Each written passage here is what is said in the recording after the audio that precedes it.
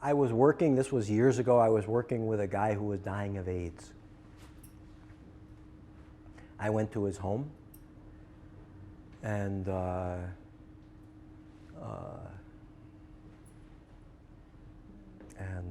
thank God people don't die of AIDS anymore in this country.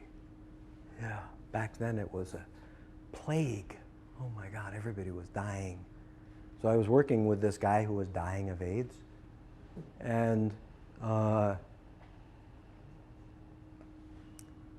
walked into his house, and he's sitting there with all of his family and his friends, and he says, "Where am I? Where am I?" And his family says, "You're here in your living room." He says, "Where am I? Where am I?" He said, "You're in your house." "Where am I?" Right? Now, who's the one who's out of it there? Right? Is it the guy who says, "Where am I?" Or the family who keep saying things even though it doesn't make any impact? Right? Who's the one who's really needs help in that situation? So, where am I? Am I on this side or the other side? And they say,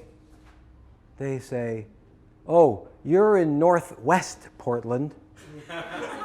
That's on the west side of the river, not the east side of the river." And after a while, I've had enough of this, and I go up to him and I say, "Where are you?" And he goes, "Oh." Right? So that's impact. That's contact. Right? Instead of trying to get somebody to be where you are, it's our job to be where they are. Right? So when I went where when they tried to get him where they were, in this consensus reality, there was no contact.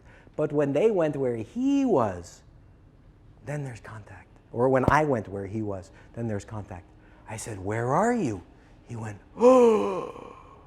I said, "Are you on this side or the other side?" He went,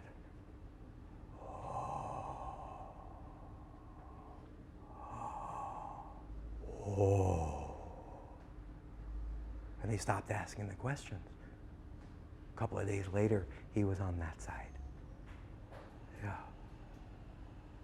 So that's right? So following where things are going, instead of thinking, "Ooh, things are going in a bad place, we have to make them go the way we want them to go." Instead, follow how things are going. Let that lead you. Okay.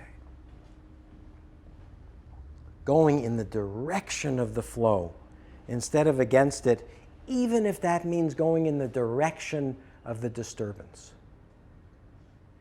And that can be scary, I have to say.